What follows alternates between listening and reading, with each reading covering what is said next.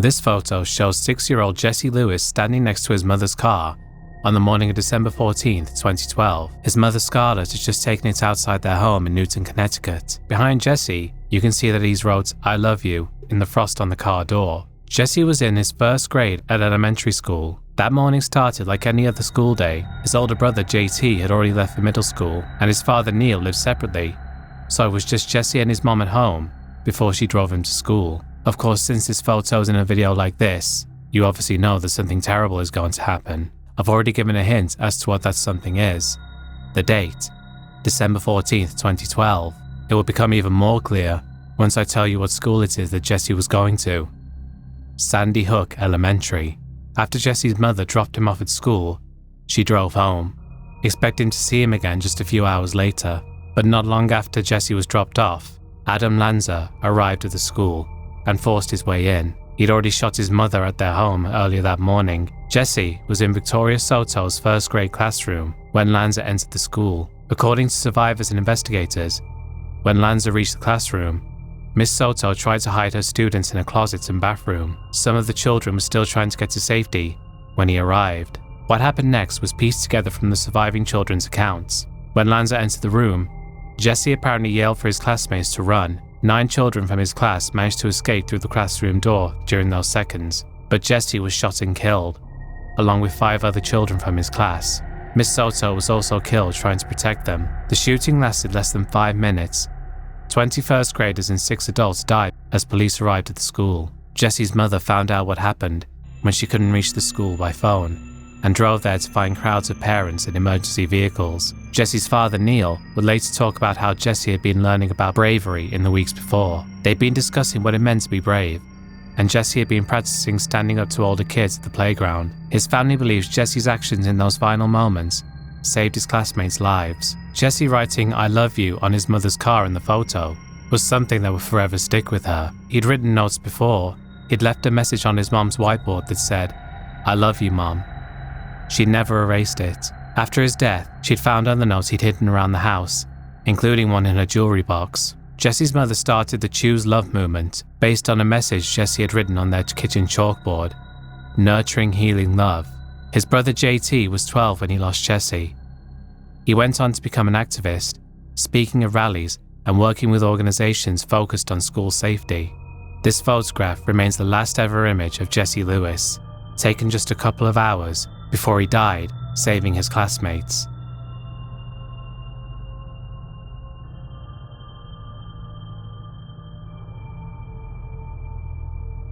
This photograph shows a woman in black standing on the Mike O'Callaghan-Pat Tillman Memorial Bridge near Hoover Dam.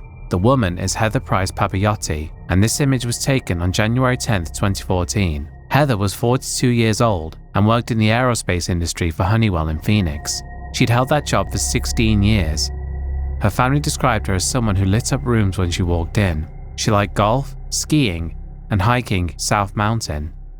By all accounts, she'd lived a stable life until September 2013. That was 4 months before this photo was taken. On the morning of January 10, 2014, Heather had a counseling appointment in Tempe, Arizona. After leaving, she hired a private driver to take her 280 miles to Bullhead City. From there, she took taxi number 4964 to the bridge. The driver spoke limited English and didn't seem to understand where exactly she wanted to go. Francesca Bosco was visiting from Boulder City that afternoon, taking sunset photos on the bridge. She captured this image sometime between 4:50 and 5 p.m. Without realizing what she was documenting, Heather stands with her arms folded, dressed entirely in black.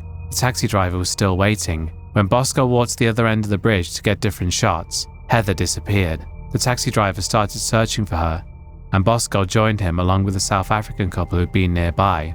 They couldn't find her anywhere. Police arrived at 6:15 p.m. Heather's body was recovered from the Colorado River before midnight. According to Bosco, when Hoover Dam police initially requested her photos for the investigation, they later asked her to delete them. They allegedly said they didn't want to acknowledge what happened. The police denied making this request, but the photograph ended up being published anyway. During the bridge's design phase, engineers discussed adding safety measures like nets, higher barriers, or transparent shields. These were all rejected because of cost and because they wanted to preserve the view of Hoover Dam.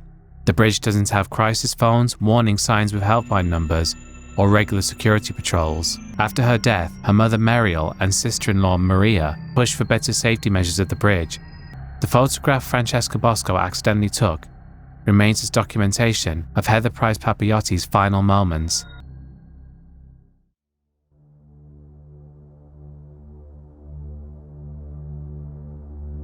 This photo was taken in a Texas courthouse on August 23, 2019. The couple you see here just got married. Their names are Rhiannon Boudreaux and Harley Morgan. As you can see, they're both smiling, happy that they've tied the knot. What nobody in this photo knows is that they only have about 5 minutes left to live. Harley was 19 and Rhiannon was 20. They'd been dating since 8th grade in Vidor, Texas, a small town near the Louisiana border. Harley worked nights as the head baker at Dunkin' Donuts, and Rhiannon stocked shelves overnight at Walmart, though she wanted to be a nurse. They got engaged on July 20th, just 30 days before this photo was taken. They were planning a real wedding for December 20th, but decided to get the legal part done first. So on that Friday afternoon, they went to the Orange County Courthouse. 5 friends and family members came as witnesses. The ceremony was a quick, standard courthouse wedding. Right after saying "I do," they got in Harley's 2004 Chevrolet Cavalier. Their next destination was the main courthouse to file the marriage certificate and to change Rhiannon's last name legally, then go to Harley's mother's house for wedding cake. Harley's mother, LaShawna, and his sister Christina got in their car and followed right behind them. The courthouse sat on a private drive that connected to Highway 87. It's a 5-lane road and pretty busy at most times. At about 3:05 p.m., Harley pulled out to merge onto the highway heading south. A 2015 Ford F-20 was coming down the road, towing a trailer with a tractor on it. The truck hit them. The impact rolled the Cavalier several times, and it ended up in a ditch. Harley's mother and sister saw the whole thing happen right in front of them. LaShawna ran to the car and tried to pull them out. She later said she was still wearing her son's blood from trying to save them. Both Harley and Rhiannon died at the scene. The same judge, who had just married them, came out to the accident site and then had to pronounce them dead. They'd been married for less than 5 minutes. The police investigation found that Harley had failed to yield when pulling out onto the highway. The truck driver wasn't speeding, wasn't impaired, and hadn't done anything wrong. No charges were filed. It was just a terrible misjudgment at the worst possible moment. When emergency crews went through the wreckage, they found Rhiannon's wedding bouquet. The marriage certificate was still in its envelope, never having the chance to be filed. That night, Harley's co-workers at Dunkin' Donuts set up a memorial. They put the wedding cake on a table. Someone had recovered Rhiannon's bouquet from the crash site, still with blood on it. They added Harley's watch, his wedding ring, and his favorite cap. About a dozen people showed up to grieve together. Harley's mother went on the news after the accident happened. She told people to go home and hug their families. She said even if you're mad at them, make amends. Don't go to bed angry because you don't know how fast you can lose someone. There's one more detail about the day Harley died. August 23rd would have been his great-grandmother's birthday. His family mentioned that later. Another painful coincidence in an already unbearable situation. Harley and Rhiannon had announced their engagement on Facebook just over a month before they died. They'd written about wanting to start their life together. They had, as family members put it, so many dreams. In the end, their marriage lasted less time than it took for them to drive to the courthouse. The photograph from their ceremony became the last image of them alive. 2 kids from small-town Texas who thought they had their whole future ahead of them.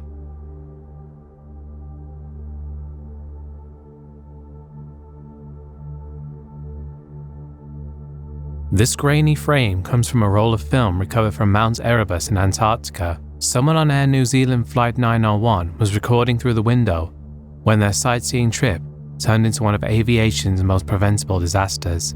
On November 28, 1979, 257 people boarded a DC-10 in Auckland for what Air New Zealand marketed as a scenic day trip over Antarctica. These flights had been running for 2 years without incident. Passengers paid good money to fly down to the continent, circle over the Transantarctic Mountains and Mount McMurdo Sound for a few hours, then return home the same day. The airline brought along experienced Antarctic guides who would provide commentary over the intercom, while passengers snapped photos through the windows.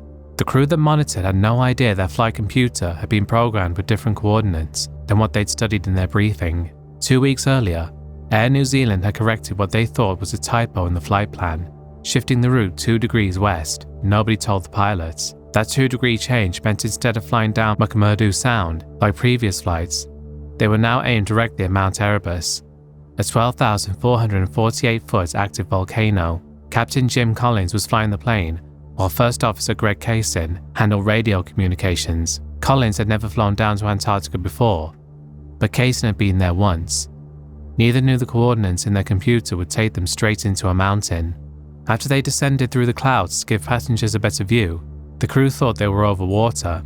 The white slopes of Erebus ahead looked exactly like the flat ice shelf they expected to see. This phenomenon, called sector whiteout, happens when snow-covered terrain meets overcast skies. Depth perception completely disappears. Pilots have described it as flying into a bowl of milk. At 12:49 p.m., the ground proximity warning system started calling out altitude readings. 6 seconds later, the DC-10 slammed into the lower slopes of Mount Erebus at 260 knots. The plane disintegrated on impact, and everyone on board was killed. The investigation that followed turned into a bitter fight between Air New Zealand and the New Zealand government. Justice Peter Mahon, who led the Royal Commission of Inquiry, discovered the airline had destroyed documents and pressured employees to change their testimony. He found that Air New Zealand had programmed the wrong coordinates, never informed the crew of the change, and then tried to blame the dead pilots for the crash. His report famously accused airline executives of telling an orchestrated litany of lies. The government later overturned many of Mahon's findings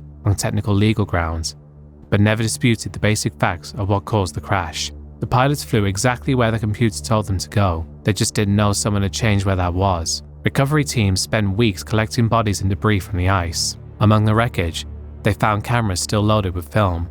When developed, these showed the last moments of Flight 901, passengers taking pictures of the Antarctic landscape below, unaware they were photographing the mountain that was about to kill them. This particular frame shows dark specks against pink-tinged ice, shot by someone who thought they were capturing vacation memories. Every November 28th, the names of all 257 victims are read aloud at a memorial service in Auckland. The wreckage still lies scattered across the ice on Mount Erebus, preserved in the Antarctic cold. Some pieces have been completely buried by the ice, but aluminum fragments and burned debris still mark the impact site whenever the wind clears the surface.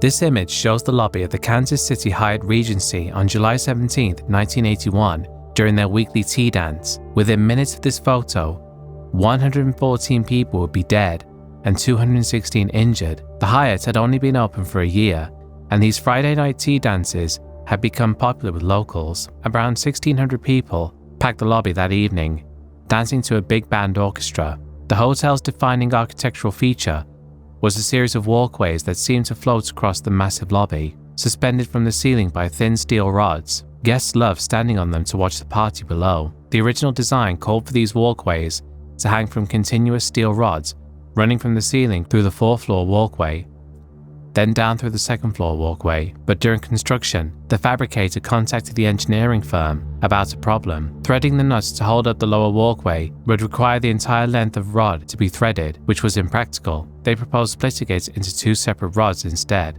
The 4th floor walkway would hang from the ceiling, and the 2nd floor would hang from the 4th floor.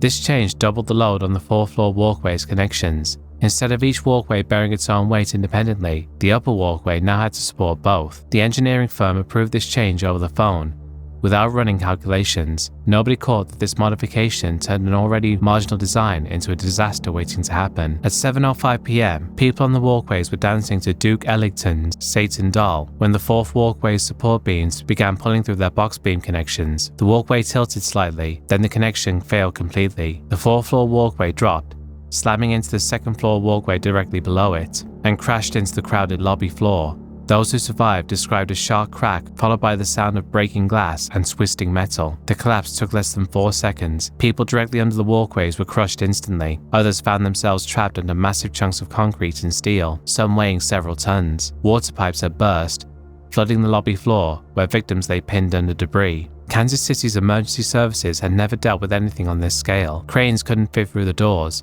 Rescue workers had to use jackhammers and torches to cut people free. They marked victims' foreheads with lipstick to track who had been given morphine. The city ran out of ambulances and started using pickup trucks. Construction workers from nearby sites showed up with their equipment to help. The investigation revealed a chain of failures beyond just the rod design change. The original design itself barely met Kansas City building codes. Even one continuous rod would have been stretched to its limits. The fabricator, the engineering firm, and the architects all failed to properly review critical connection details. The engineering firm had never actually checked their own calculations for the walkway connections. During the legal proceedings, investigators built a full-scale replica of one section of the walkway. When they loaded it with the weight it would have carried that night, the connections failed at pretty much exactly the load that caused the actual collapse. The 4-floor walkway connections were supporting approximately 53% more weight than they were designed for, even under the original plan. The Missouri Board of Architects, Professional Engineers, and Land Surveyors revoked the licenses of 2 engineers from the firm that approved the design. It was the first time the states had ever revoked an engineer's license. The tragedy led to major changes in engineering ethics education and how structural designs are reviewed. States across the country strengthened their requirements for engineers to personally seal and take responsibility for their work. The hotel reopened in 1983 after a $5 million renovation that removed all suspended walkways from the lobby. The site of the collapse is now marked by a memorial sculpture in the hotel, though the building itself had changed ownership multiple times. Some survivors still meet each July 17th to remember what happened when a series of small decisions and overlooked details brought 2 walkways down on a crowded dance floor.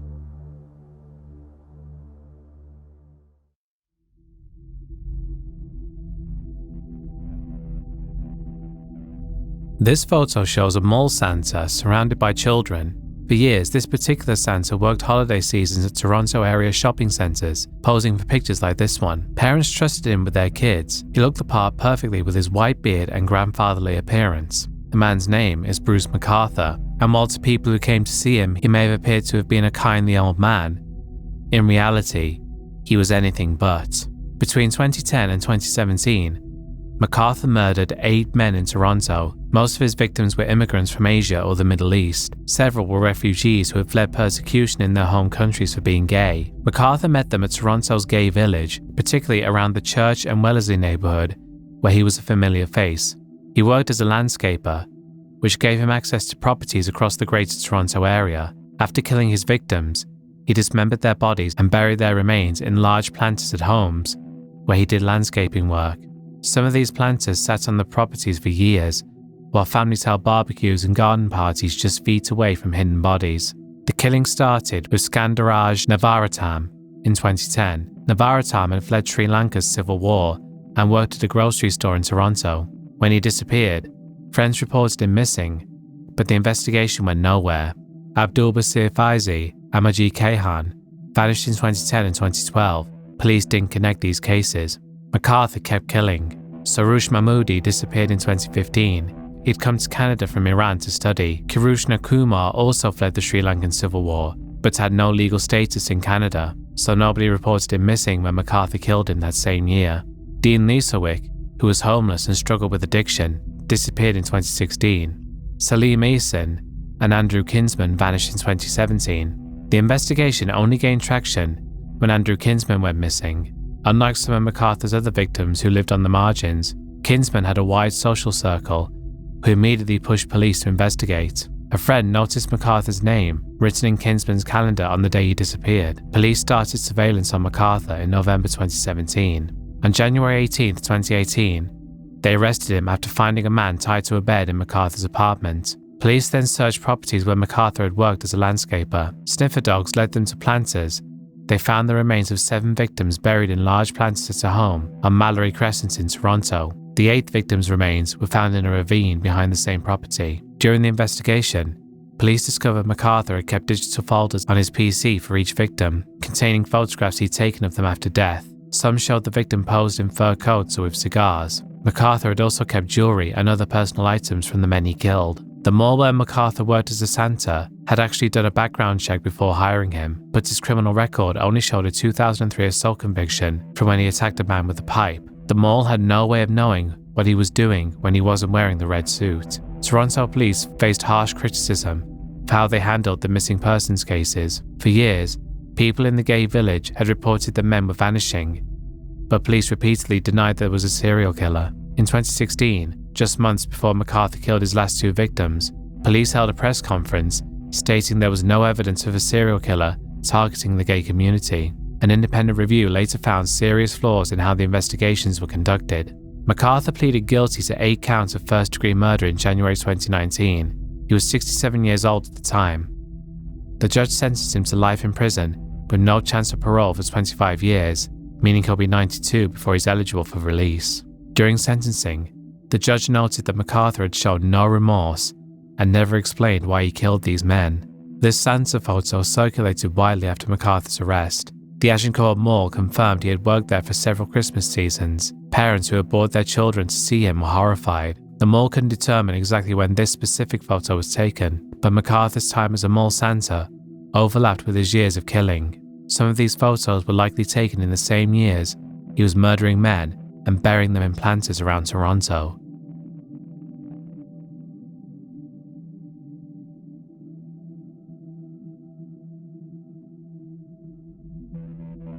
This photo shows a group of young girls at Camp Mystic in Texas. Specifically, they are from the camp's Bubble Inn cabin. The 13 younger girls are campers, while the 2 older girls on the side are counselors, and as you can see, they're all smiling, clearly having a great time at the camp. Unfortunately, not long after this photo was taken, the camp would be hit by a terrible natural disaster. Camp Mystic had been operating since 1926, sitting right alongside the banks of the Guadalupe River near Hunt, Texas. For nearly a century, generations of Texas families sent their daughters there to learn archery, canoeing, and make friendships that would last decades. The camp was divided into different sections based on age, with the youngest girls, ages 8 to 10, staying in cabins closest to the river in an area called the Flats. These cabins had whimsical names like the aforementioned Bubble Inn, the Giggle Box, and the Chatterbox. On the night of July 3, 2025, around 550 girls were asleep in their bunks. The National Weather Service had issued flood warnings that afternoon,